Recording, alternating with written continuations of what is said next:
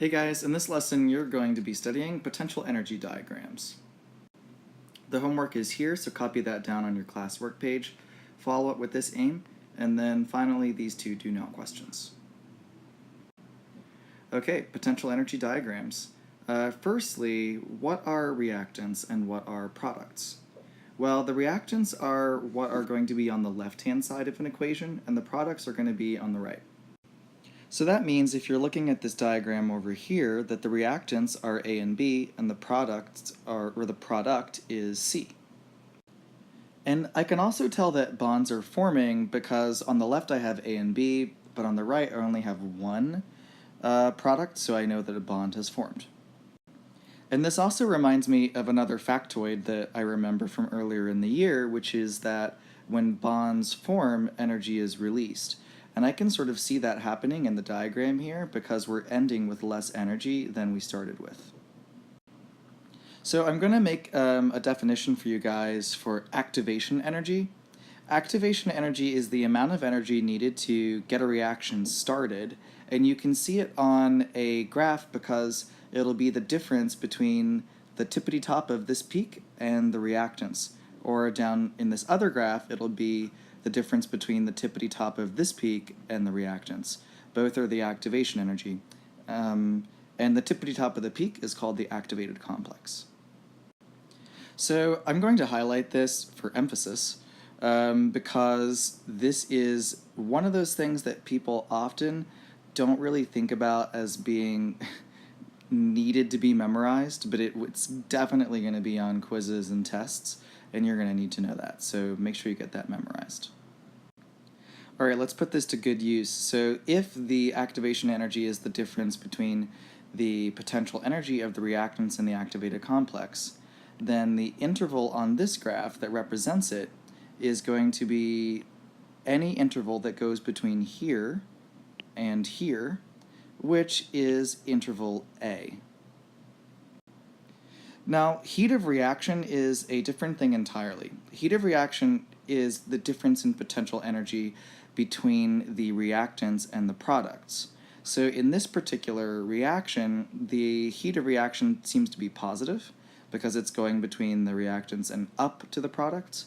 But in the previous graph up here, the heat of reaction would be negative because it's going between the reactants, which are higher, and the products, which are lower. So in the graph right here, the interval that represents the heat of reaction would be the interval that spans the distance between the reactants and the products. That is interval C on this graph. So collision theory we discussed in the previous lesson, but one more time, really fast. If the molecules collide like this, they will have a collision that is effective. So the A will touch the B, and then they'll split off and go two new molecules.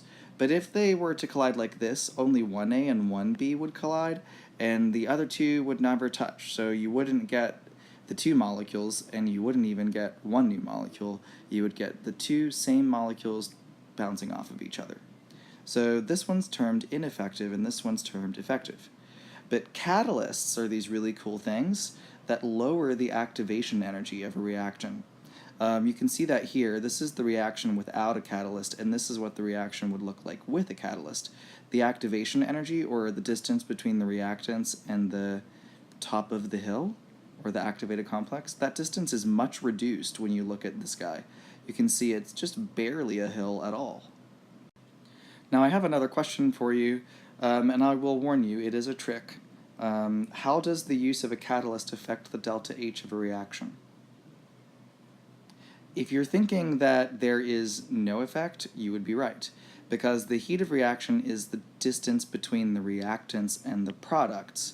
I think you can see that whether you take this pathway with a catalyst or this pathway without a catalyst, you're really going the same distance from here to here.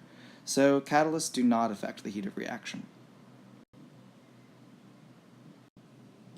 Let's watch this video from the Fuse School about collision theory. Collision Theory and Reactions 1. In this video you are going to learn what is necessary for a reaction to take place. For a reaction to take place, the reacting particles must collide. But just because they do collide, it doesn't mean they will react. Now consider a reaction between two diatomic molecules AA and BB to give two molecules of AB. This can be represented by the equation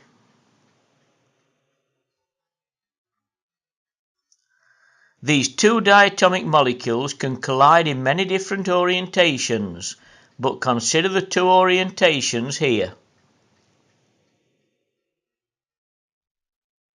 In orientation 1, the two diatomic molecules A2 and B2 are in the correct orientation to react. In orientation 2, they are not, and so no reaction occurs. Imagine our reaction being that of a ball of yellow plasticine reacting with a ball of red plasticine to give just one ball consisting of the yellow and red plasticine stuck together. If you slowly roll the ball of yellow plasticine towards the ball of red plasticine, they will collide. However, if you pick up the ball of yellow plasticine, the ball of red plasticine will not be stuck to it. No reaction. If you throw the ball of yellow plasticine at the ball of red plasticine, again they will collide. But this time, if you pick up the ball of yellow plasticine, the ball of red plasticine will be stuck to it. There has been a reaction. We call a collision that results in a reaction a fruitful collision. So, for the collision to be fruitful, the reacting particles must collide with sufficient energy. So to recap, for a reaction to occur, particles must collide with sufficient energy, and particles must be in the correct orientation. Here are your pair-up questions. Copy down at least the question, maybe not the answers. And if you see a question with a graph, copy down the graph as well. So get those down. And here is your summary. Copy these down, and we will answer those in class. Thanks for watching.